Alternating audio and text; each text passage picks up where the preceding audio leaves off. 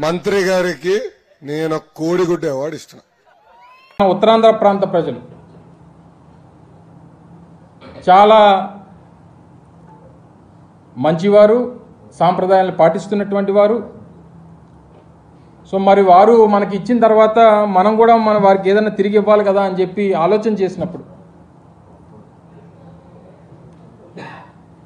వారు ఎంతగానో ఇష్టపడేటువంటి ఈ పప్పుని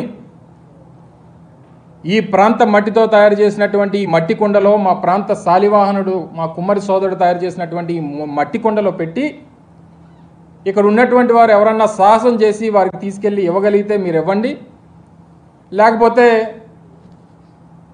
వారే పరిగెట్టుకొని వచ్చి దానికి ఆయనకి ఇష్టమైనటువంటి ఐటెం కాబట్టి నేనే వచ్చి తీసుకెళ్తానంటే తీసుకెళ్ళమనండి, ఎక్కడే ఉంచుతాను దీన్ని.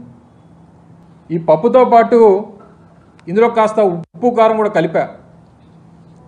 కేవలం ముద్దపప్పు అయితే సరిపోదు వారికి.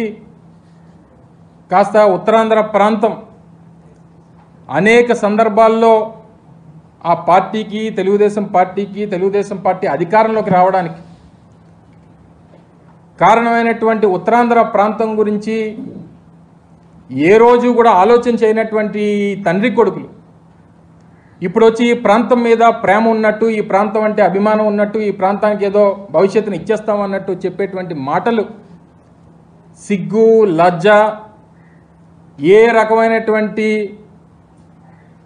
విశ్వాసం ఈ ప్రాంతం మీద లేనటువంటి ఈ అబ్బా కొడుకులు ఇద్దరికీ ఈ ప్రాంతంలో ఉప్పు కారం కలిపినటువంటి దీంతో కలిపి పెడితే కాస్తంత సిగ్గు, లజ్జ, విశ్వాసం పెరుగుతాయనేటువంటి ఉద్దేశంతో దీన్ని తయారు చేయించా.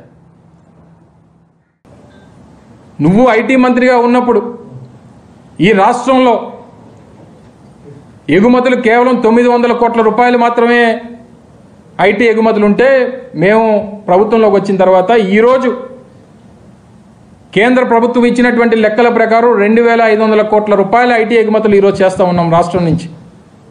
నువ్వు బాగా చేసినట్ట, మేము బాగా చేసినట్ట? ఏం మాట్లాడుతావు? కాస్త బుర్ర ఉందా నీకు? అందుకే నీకు ఈ పేరు పెట్టారు.